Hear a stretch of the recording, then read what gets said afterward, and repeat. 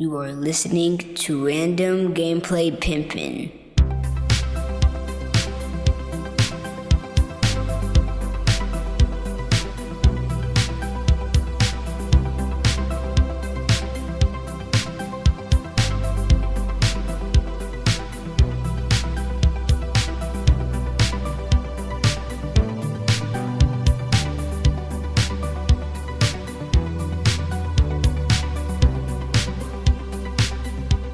What is going down? What is going down? This is your boy, Studio MacGyver, and you are listening to Random Gameplay Pimpin'.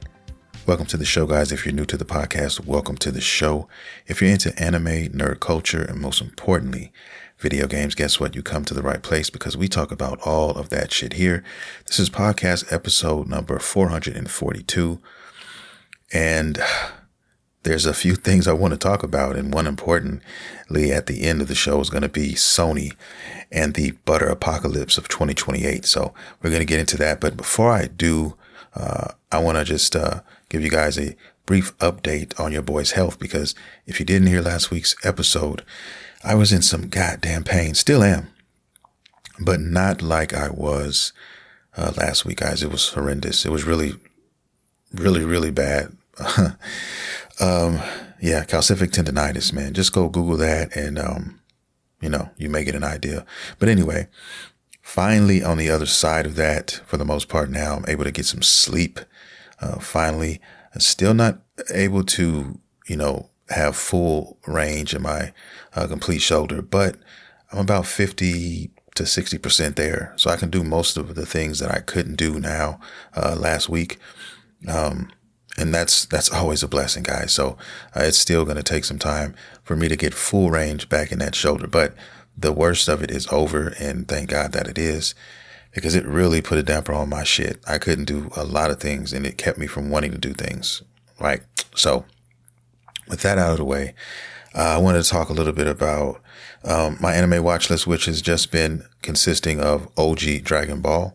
That's what I've been doing. I haven't had a lot of time to watch too much anime. So before bed, kind of like a ritual of mine, lately I've been going through Dragon Ball. So I'm bouncing between Dragon Ball and Dragon Ball Z Kai. Those two things there. I'm just in the Dragon Ball, kind of world right now.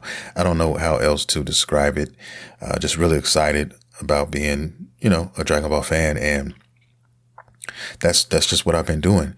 I recently just got through beating the Dragon Ball Z Kakarot DLC, I think it's called New Hope. That's the Trunks DLC. And I've had it for a while. And I just hadn't had time to play it.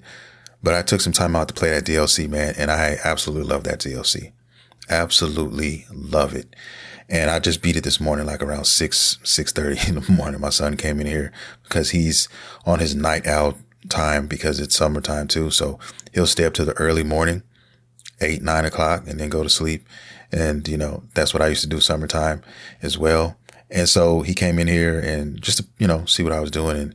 And right after the credits rolled, he walked in. So, yeah, I have to say that game was definitely awesome. And it's still not over. Like, what I love about Dragon Ball Z Kakarot in the games is that you can put like 300 hours into this game if you want to, right? So even though I beat the game and the credits rolled, there's still a lot of stuff that I have not unlocked. There's still a lot of bosses and stuff, like side content that I haven't done because my level is not even up to par yet. I think I'm around level 50, and I think it goes as high as, I want to say 70 or 80, something like that. So a lot of those bosses are pretty high, man. So they slap. So,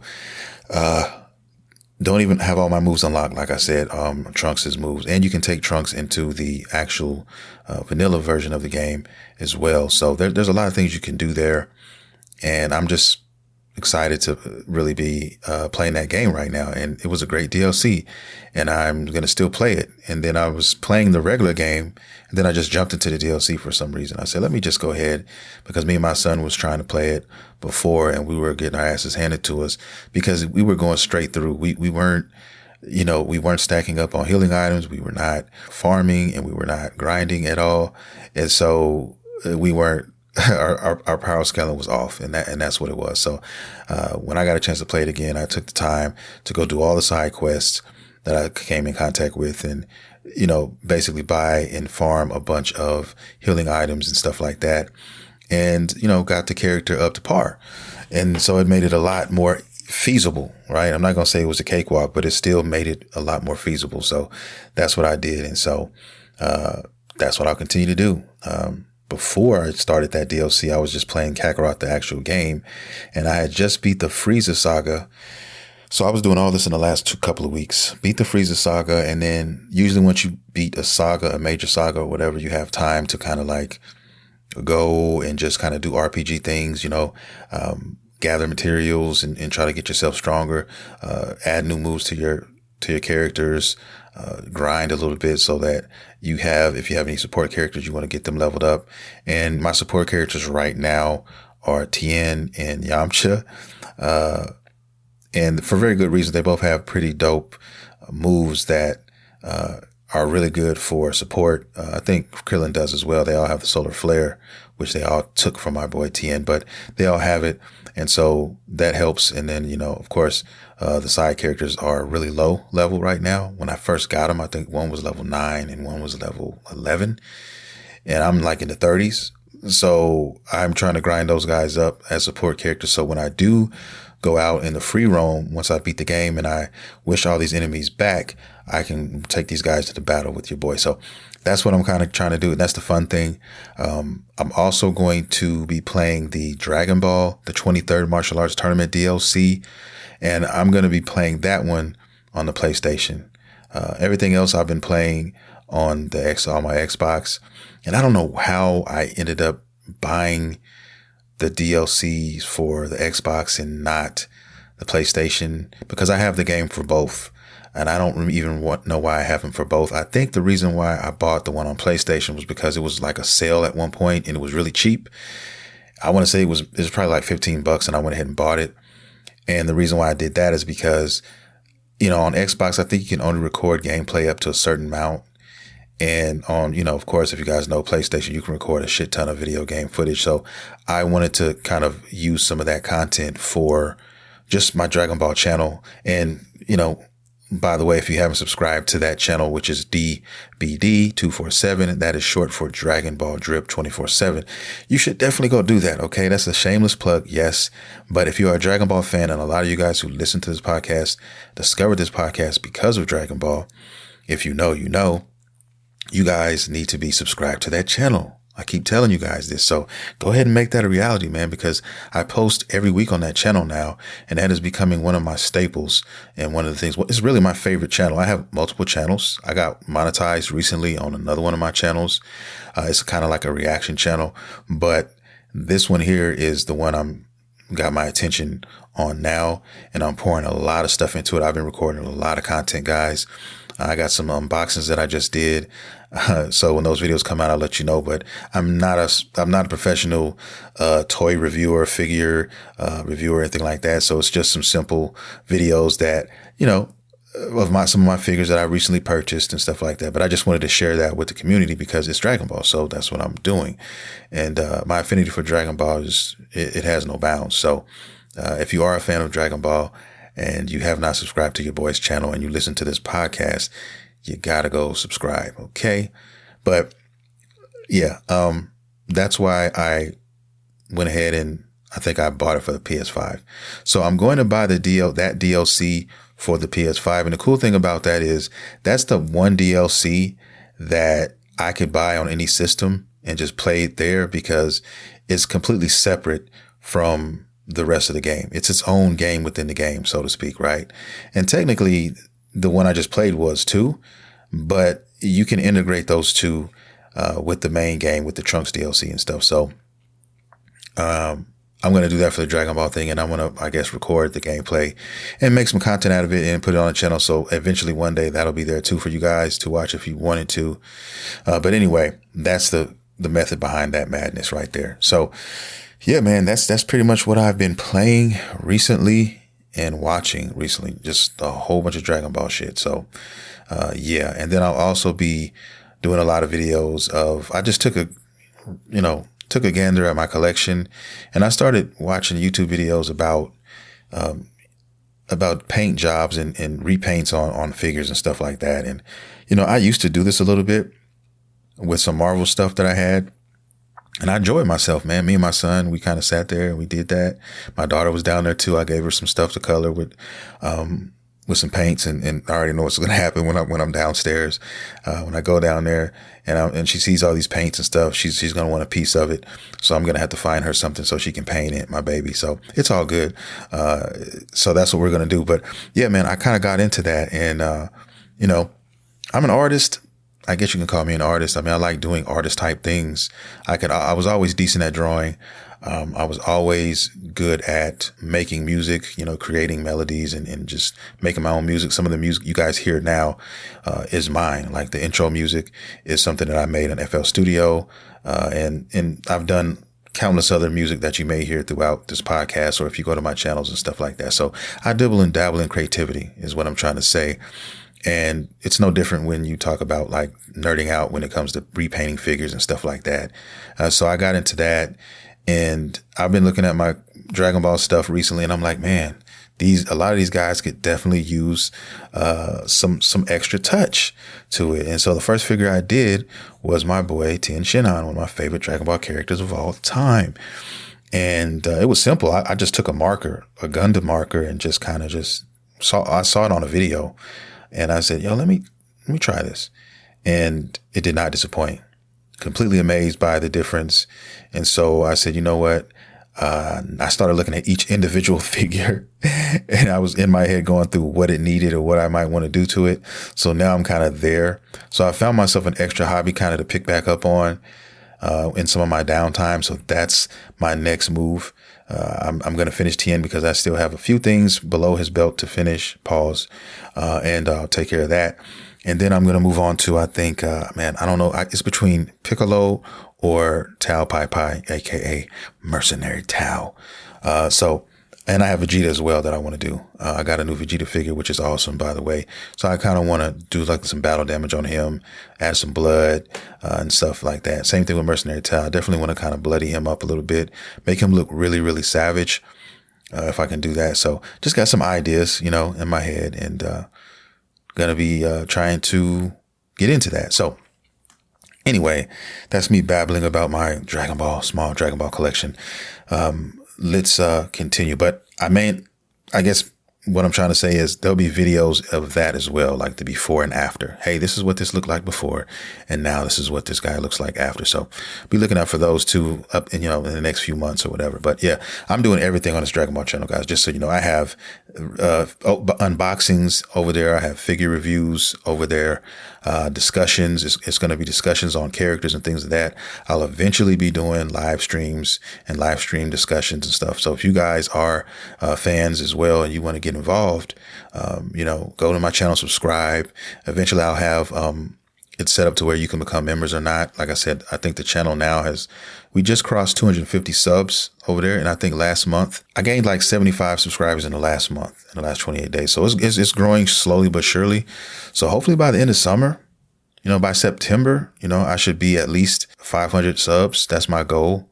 And with that goal being there, then I can create a sort of membership kind of program over there. And I got some other stuff cooking as well, and some other membership programs that I'm going to have, guys. So it's going to be cool, man. The community, I'm growing it, and it's going to be fun. All these games coming out, Sparking Zero, all this stuff, XENOVERSE 3, even XENOVERSE 2. I'm going to talk about that today. So yeah, I'm excited. But anyway, finally, enough babbling. Let's get on and let's talk about XENOVERSE 2. Let's segue into that because XENOVERSE 2 had its final DLC trailer dropped not too long ago, and that actual DLC drops on the 8th. So I think today is I think on the 6th, Monday is on the 6th, I want to say. So yeah, so Tuesday or Wednesday? Anyway, on the 8th is when it drops. So looking forward to seeing what that has to offer. I recently re-downloaded XENOVERSE 2. I took a look at one of my characters. I have like 3 or 4 that I'm really seriously about. And I think, man, I have a long way to go, guys. One thing I remember about XENOVERSE 2 is the grinding was crazy. So I got to figure out how to circumvent that and speed that up for these characters because right now I think my highest character is like 86, and that goes to show you I was playing that when the cap was like 99, and I still wasn't able to get to 99 because that was a lot of fucking grinding. So now I think the cap is going to be raised to damn near 200, 199 or something like that, or close to it. So yeah, so it's plenty of game to be played. I got to check my DLCs. I only bought a few of them, and I got to see what's going on now because that's going to help as well and unlock a lot more different moves and stuff like that. So my plan for playing this is probably headed towards the Xenoverse DLC first, because right now I'm still playing Kakarot. So I'll probably be playing a little bit more Kakarot, and then maybe a little Xenoverse, and then not Xenoverse, and then a little bit of Sparking Zero. And especially when the Sparking Zero DLC drops, I'll be definitely going all the way, okay, with that for a while. And then once I kind of slow down there, I'll shift over to Xenoverse 2 and check out that and do some playing over there. So that's kind of like what I plan on playing, and in the order I plan on playing it. But the Xenoverse 2 DLC is out, and this is the final DLC, so nothing else is happening. They are pretty much putting their stamp on this game until we get Xenoverse 3. So there's plenty out there to enjoy. A lot of us who have Xenoverse, who played Xenoverse 2, it gives us a reason to go back to it and see what's going on here, new parallel quests and stuff like that. So it's cool because they're announcing new things in the coming days before this DLC actually drops, because they didn't give us everything, right? And so that's what we're doing with Xenoverse 2 right now. So that's my trajectory on that. And, while we're talking about that, let's go ahead and segue into Sparking Zero and their DLC and my disappointment and a lot of people's disappointment, because we want to see this shit. We at least want to know when it's coming out. And we know that Bandai is known for just doing it their way. They kind of have a Nintendo mentality when it comes to how they release their DLCs and stuff like that. They don't give us in a day so we can anticipate it. They usually tell us a few days before, and that kind of sucks. So all we know is summer 2026, and summer can go all the way until, if I'm being honest, it can go, I think, all the way till early September. Okay. And me personally, I made a video on my channel the other day. Go check it out. I was saying that, in my opinion, I think the DLC is coming out in August. Okay. Now I could be wrong, and God knows I hope that I am wrong, because they've been putting so much emphasis and putting all their eggs in this the Xenoverse 2 basket. Why would they put out another DLC and try to overshadow the one that they're currently kind of promoting? Because they're the ones putting out these trailers. Okay. If you go to the Bandai Namco site or their YouTube channel, whatever, they're putting this stuff out. And why would they put anything else out, right? And they said summer. So of course they're going to, I think personally, they're going to, stretch this as long as it can go. Okay. The Xenoverse 2 stuff.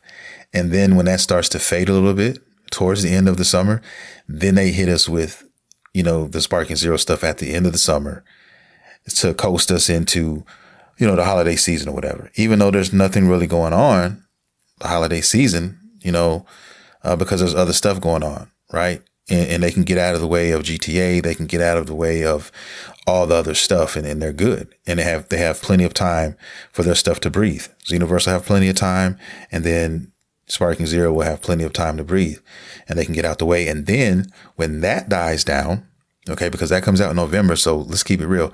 November until January, right? That's where GTA is going to be extremely hot. It's going to be undefeated. Nobody's going to be touching the shit, right?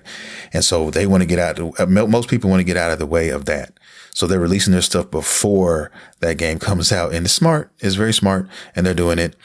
And so GTA is going to own November and December. There's nobody going to touch that, and it'll probably own some of January as well. Some of the late bloomers that are going to be picking this stuff up. So I think personally that Xenoverse 3, I truly believe Xenoverse 3 is going to come out in the first quarter of 2027. And I say all that because it has in the recent years. Other iterations have come out at that time. And if you look at what they've shown us and you look at what they're giving us, because they're doing VJump scans of Xenoverse 3 right now, when they should be doing it with Sparking Zero. Think about that. They're giving us scans of this game. They're giving us gameplay trailers of this game. And the game looks pretty much complete. The game looks pretty much done. I think they're working out the kinks and they're working out probably the online sections of this game right now. But I think the game is for the most part done, guys. And I think they're just biding their time, and they're going to hit us either January or February of 2027. That's going to be the release date. So I would love to revisit this conversation and go back in time and come back and pull this up and see what the date actually is, and see when we get that release date, and then we'll know. But that's what I'm calling. I'm calling January or February of 2027 the release date with this game. Could it go March? Yeah, but I'm calling January or February. Okay, that's what I think it's going to be. So if I'm them, if you just watch the way they've been moving, it makes sense. I mean, you can't really argue against what I just said. You could have another, you could have another version of that, but it's not going to be, I don't think, too far off from what I'm saying personally, but it is what it is. And that's what Bandai Namco is doing right now. And they're also pumping up some other games. They got their game that is based on Sword Art Online, which, man, I think that's Bandai Namco. I want to say that's them. That game kind of let me down a little bit. I was really excited for a minute, but then I watched a bunch of people play it. And to me, it looks like a game that I would buy on the sale, like a real deep sale, like a $20 sale, because the game looks kind of bland and it looks kind of just, and I thought I would never say that, but it does. And maybe they add some things to it, but I don't know. But right now, it's not a day one for me. I thought about it, but then I said, nah, I'm good. I think that's coming out this month. I want to say this month. But anyway, but that's that. That's the Sparking Zero DLC talk, guys. I'm just disappointed. I want to know more about it. But the last thing I want to say about Dragon Ball Sparking Zero is that I was watching some videos recently, and they were talking about mods. Now, this is one of the only things that make me really wish I had a PC, because the mod community, when it comes to Dragon Ball Sparking Zero, I saw a video that blew my fucking mind with the mod community and what they were doing with this fucking game. Okay. And one of the things that just had my jaw dropping was the levels that they added. Like, the different stages were crazy.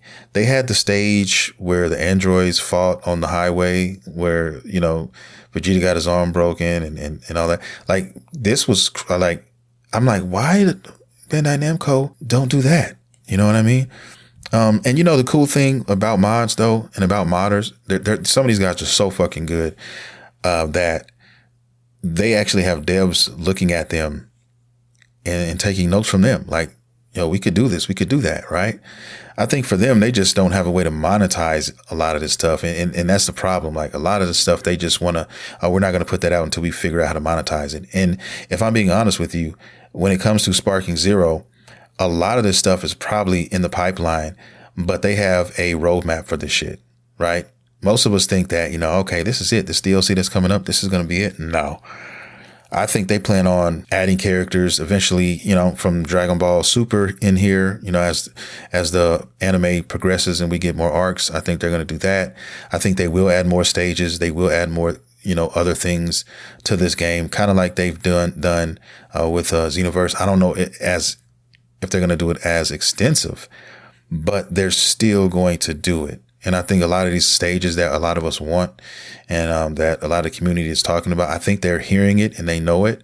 And now looking at these mods and these modders, and they're saying, okay, we definitely got to add this stuff in here, because the modders are going to do it. If you got the PC, man, it's crazy right now.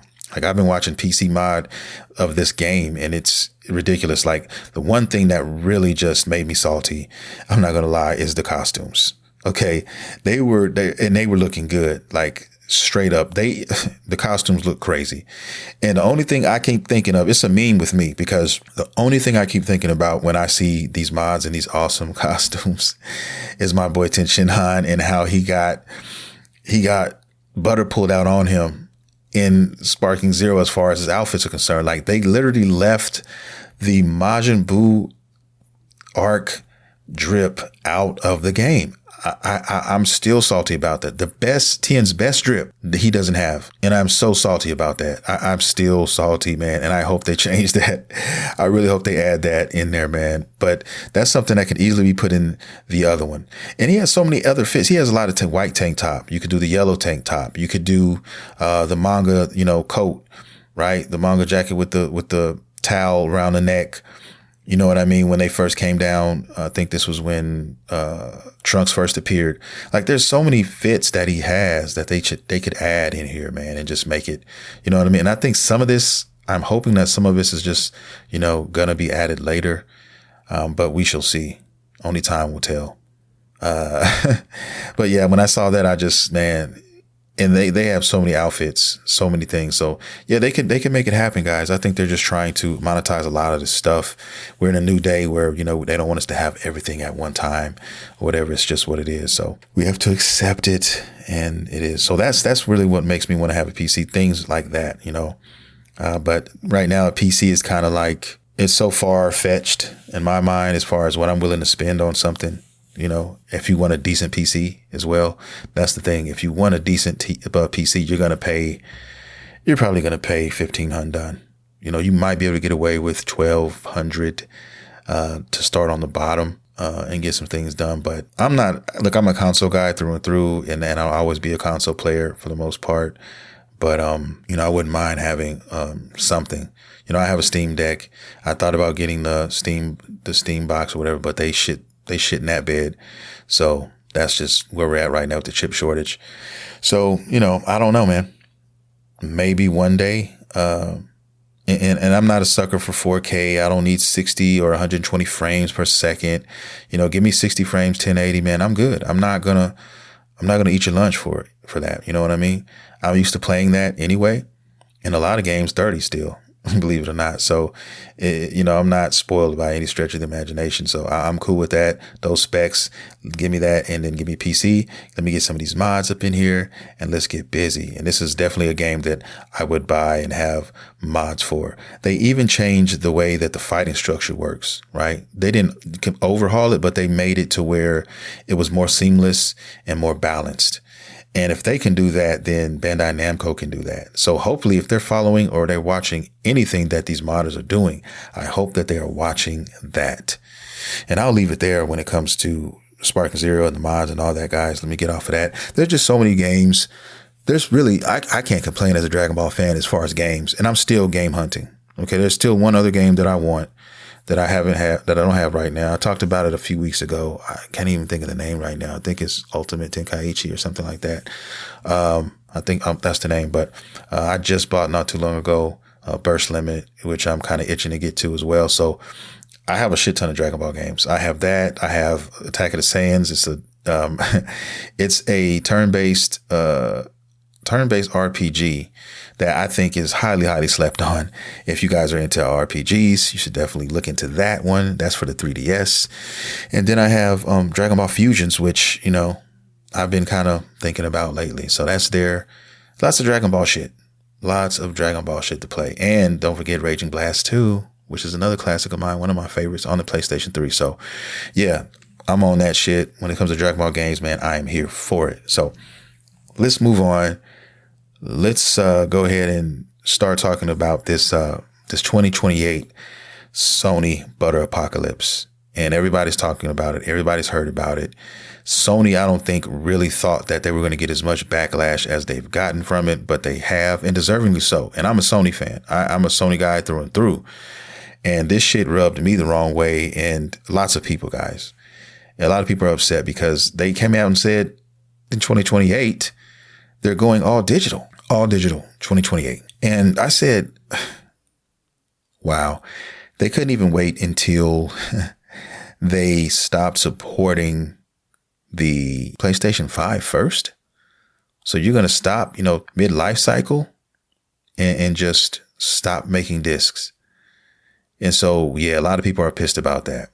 Very, very pissed about that because there's lots of games still that come out and that could be made and put on discs. And there'll be small companies and independent, publishers who do this, but it will be reduced to, just barely happening, right? It's just cherry pick companies that this is going to happen with. It's not going to be anything, on the norm.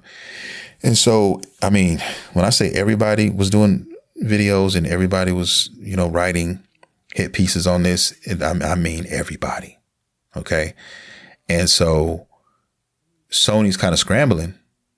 Now, I don't know what they're going to do. I don't know if they're going to pull back and say, hey, let's change that up. They may have to. Hopefully that pressure continues to stay on them and they are forced to kind of renege on that and at least keep it to the next console. And the backlash that you're getting from this is, a lot to do with, see, a lot of people thought that, well, Sony made people think that, oh yeah, the sales of the physical media is just going in the trash, nobody's buying physical games anymore. And then people started pulling up stats and numbers and trackings and all of this. And come to find out, people are buying physical media. More people than not are still buying physical media. So they had to eat their lunch on that. They put their hand in their mouth on that. And so now they kind of had a trickle effect. And then it just kind of shit just started rolling downhill. And now they're kind of scrambling. They try to put out, I think they put something out. I want to say a tweet or something to do with Spider-Man. And when they put that out, the guys, they blew their shit up. Nobody was talking about Spider-Man. They went straight in on what they were doing with Sony and the games. And also, not too long ago before that, I mean, I want to say that they started, pulling out butter on people who bought movies digitally from them again. Now, this happened years ago, and it happened again recently, where they basically put out a little message. Hey, we just forget to inform you that the movies that you purchased are no longer going to be in your library. They're going to be deleted. Thank you, and we hope to continue your support with us. And that's it. Like it was just going to blow over. And when people buy things, they want to keep their things. And so the fact that they want to go all digital is making people even that much more paranoid, because I don't want to buy a game and then they get this email or we get this message or this tweet that the game so-and-so that you bought is no longer here. The license ran out and we don't have it anymore. And, sorry, we regret to inform you can't play this anymore. Or let's just say that the servers are eventually stopped, just like the PlayStation 3. So let's just say games that you bought digitally on PlayStation 3 and the server's going down, right? And they actually are very soon. And then what do you do? What do you do for your games? What do you do if you don't have enough memory or space on your actual console and you want to go play one of these games that you bought? Then it's fucking vaporware, right? It's you have no way to access it. So that's the issue that I'm concerned about. I want to know, okay, when these servers eventually go down, is there a way that we can go to this website and back up our games on a hard drive externally, and then we can still have access and still use that and hook it up to our said system and continue to play that? Kind of like PS4 when you had the, external hard drive. Well, if you downloaded them there, you could play them off of that. Is there going to be some sort of thing where they will have that for the PS4 and for the PS5 eventually, so you don't have to do some sort of DRM to play the games anymore, right? As long as you have the file, hey, you can play it now. So in other words, they take that DRM off once they kill the servers, and that gives you access to anything that's downloaded. And by then, it doesn't matter because they're not policing it anymore because they have no way to monetize it technically, unless you were going to try to resell these games on the next console, or say, hey, if you have a PlayStation account for the PlayStation 6, okay, you can go here and we're basically collect all your purchases and you can download it here and play it here. It's backwards compatible. Here you go. Unless they do that, even then, eventually everything's going to, go offline at some point when they get tired of supporting it. So, I want to know, how can we continue to keep this stuff? That's all I'm saying. And that's why physical media is important. And there's a lot of great things out here that, are older games and things of that nature that are awesome. And it's physical media. It's made on the disc, right? And I'm telling you that, I just named some PS3 games that I had and that I can just go play whenever I want. I'm not online. I can play them whenever I want. And nobody can tell me to, get rid of it, take it off, whatever. You can resell it. You can buy them. And that's another thing people are talking about. They were talking about the purchases, right? How physical media is going to go up now because it's almost wrapped. So you're going to have people buying up all this shit, right? Buying up all these discs and cartridges. And then when in 2028 comes, this shit is going to skyrocket in price. Okay. These scalpers are going to go and they're going to have a field day on all of the physical stuff. These mom and pop stores, these trading games. See, this is where, in my opinion, this is where GameStop should be, what they should be doing. They should be keeping the trading in any system, any game, any console, and doing that now, especially with this physical media stuff. That's how you keep this shit alive. And the younger generation, one thing I've noticed is that they are really delving into the retro scene when it comes to games. I'm talking about Dreamcast. I'm talking about PSP. I'm talking about like the older systems, even the older consoles, right? PS3s and Xbox 360s. These things are getting more play and getting discovered by younger kids now because there was a lot of classic games, a lot of dope shit, right? And I always say this, yes, games age, but there's some games that are timeless, in my opinion. There's some games you can play, I don't give a fuck how old it is, it's still an awesome game, right? And that proved that when I played, what was the game on Dreamcast? It was Power Stone. When I played that with my son on the Dreamcast, we played it, and we could have played that shit for hours.